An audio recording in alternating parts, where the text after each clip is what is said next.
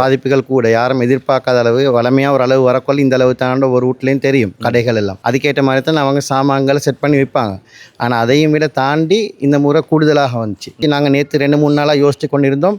குறைப்பாடிக்குது அந்த ஊரில் கொடுக்க கொள்ள பொதுவாக எங்கள் எல்லாருக்கும் சேர்த்து கொடுக்கணும் நிலைமை. அதனால் குறைப்பாட்டில் நாங்கள் திண்டாட்டத்தில் ஈக்கக்கூடிய நேரத்தில் தான் உங்களை தொலைபேசி வந்தது எங்களுக்கு ஒரு மன ஆறுதலாக இருந்துச்சு. அஸ்ஸலாமு அலைக்கும் வரஹ்மத்துல்லாஹி வபரகாத்துஹு.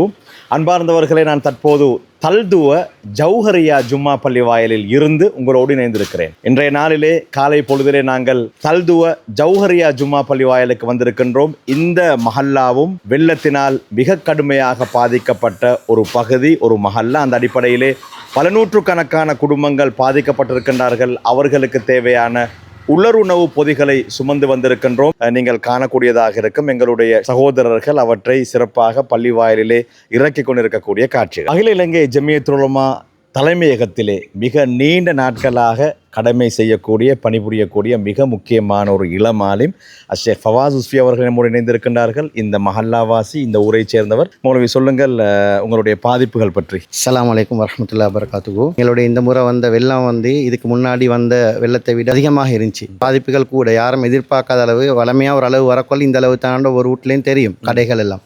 அதுக்கேற்ற மாதிரி தான் அவங்க சாமான்களை செட் பண்ணி வைப்பாங்க. ஆனால் அதையும் விட தாண்டி இந்த முறை கூடுதலாக வந்து நீங்கள் பார்க்கக்கூடிய அமைப்பில் இந்த பள்ளி ரோட் தான். இந்த பள்ளி ரோட்டில் அரைவாசிக்கு கிட்ட வந்துச்சு. கிட்டத்தட்ட இந்த ரோட்டுக்கு மட்டும் ஒரு 15 அடி மட்டும் இருக்கும். லைட் கண்ணோட ஒசக்கைக்கு மேலால் தண்ணி வந்துச்சு. அந்தளவு தூரத்துக்கு வந்துருந்துச்சு. நேற்றைய நாளிலே ஜம்மியாவின் தலைவர் ஒரு சென்சிட்டிவான, கவலையான, உணர்வுபூர்வமான ஒரு விடயத்தை அந்த நிகழ்விலே சொல்லியிருந்தார். அதாவது ஃபவாஸ் மௌலவி கால் பண்ணி சொன்னார், நாளையிலே நீங்கள் வராவிட்டால், அதாவது உடனடியாக ஒரு போட் வராவிட்டால் நாளைக்கு எங்களுடைய பொடிகளைத்தான் பெற முடியும். அந்த அளவு பாதிப்பு இருந்ததா? சுமார் இது வியாழக்கிழமை ராவுத்தான் தொடங்கிச்சு தண்ணி. அப்போ எல்லாரும் எதிர்பார்த்த அந்த அளவில் தான் இருந்துச்சு. வெள்ளிக்கிழமை ஜும்மா நேரம் வரக்குள்ள 12 மணி வரக்குள்ள தண்ணி கூடிக்கொண்டு போகுது. அப்போ அந்த நேரத்தில் எல்லாரும் என்னென்னா மேல்மாடிக்கு போனாங்க. அவங்க இருந்த வீட்லேருந்து மேல்மாடிக்கு போனாங்க.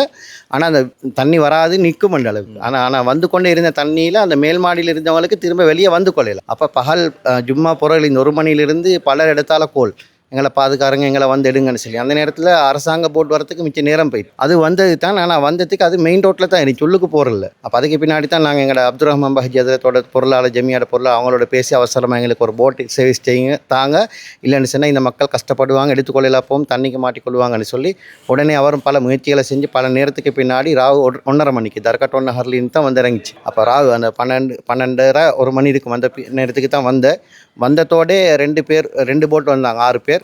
அவங்க சொன்னாங்க ராவையில் புகையில கஷ்டமண்டு. அப்போ நாங்கள் நிலைமையை சொன்னதோடு அவங்களும் ஃபீல்டுக்கு இறங்கி புகையில்லாத ரோட், அந்த அரசாங்க போட் எங்கெல்லாம் புகையில்லாதோ அந்த காட்டுக்குள்ளெல்லாம் போனாங்க. ராவ் இருட்டில் சின்ன டோச்சனோடு தான் போய்த்து மக்களை வெளிக்கெடுத்துட்டு வந்தாங்க. அது ஒரு பெரிய ஒரு சேவையாக இருந்துச்சு அவங்க செஞ்சது.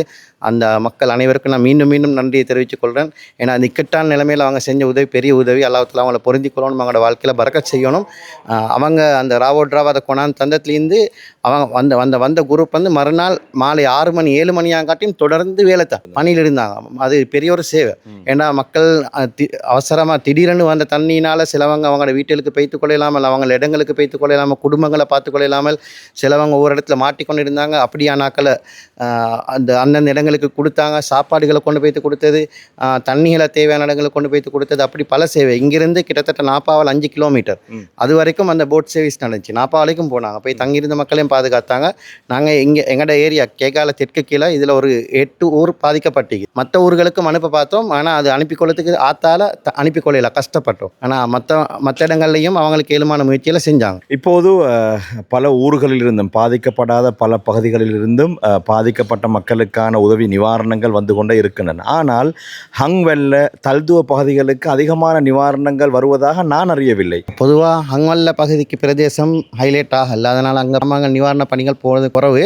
அதே நேரம் நாங்கள் அவங்களோட தொடர்பு கொண்ட நேரம் அங்கிருந்து வரக்கூடிய பதில்களும் ஒரு பெரிய அளவில் திருப்தியான அமையல். அதனால் அங்கே கொஞ்சம் ஸ்லோவாகிட்டு இப்போ அவங்களுக்குரிய உதவிகள் நான் நினைக்கிறேன் போகிற மாதிரி இருக்குது. ஆனால் எங்களால் ஜமியாவால் ஹெட் ஆஃபீஸால் தேவையான ஏற்பாடுகளையும் காய்ச்சி கொண்டு தான் நீக்கிறாங்க. எங்களோட ஊர்களுக்கும் எங்களோட நிவாரணங்கள் வந்துருந்துச்சு. ஆனாலும் இப்போ நீங்கள் கொண்டு வந்து இருக்கக்கூடிய பார்சலை வச்சு நாங்கள் நேற்று 2-3 நாளாக யோசித்து கொண்டிருந்தோம்.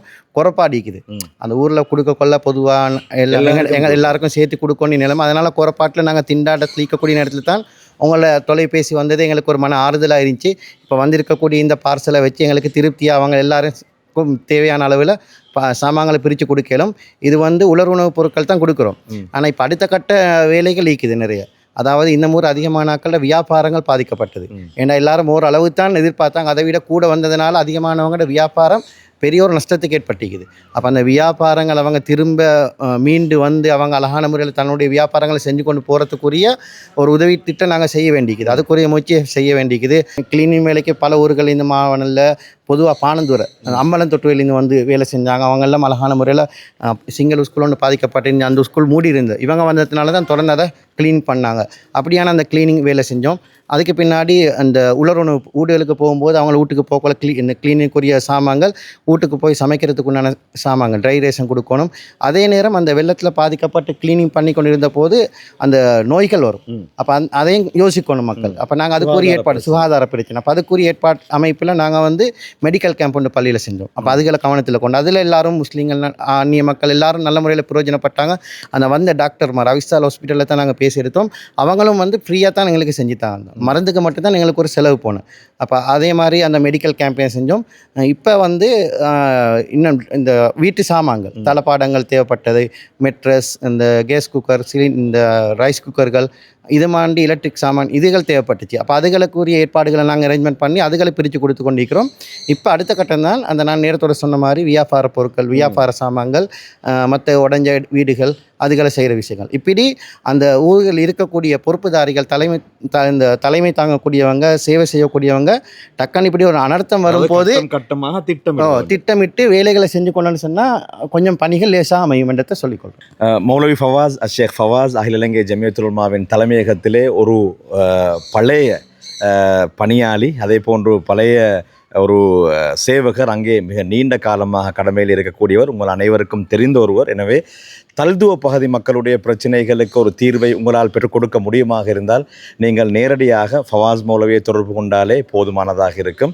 அவர் மிகப்பெரிய சேவைகளை, மிகப்பெரிய பணிகளை இந்த பகுதி மக்களுக்கு வழங்கி வருகிறார். எனவே இந்த நிகழ்ச்சியை, இந்த வீடியோவை பார்க்கக்கூடியவர்கள் நீங்கள் ஏதாவது உதவிகளை தல்துவ பகுதிக்கு செய்ய விரும்பினால் நேரடியாக மௌலவி ஃபவாஸை தொடர்பு கொண்டு உங்களுடைய உதவி பொருட்களை பெற்றுக் கொடுங்கள் என்ற தாழ்மையான வேண்டுகோளை விடுத்தவனாக முஆதுக்கு நன்றிகளை கூறிக்கொண்டு விடைபெற்றுக் கொள்கின்றேன். நன்றி.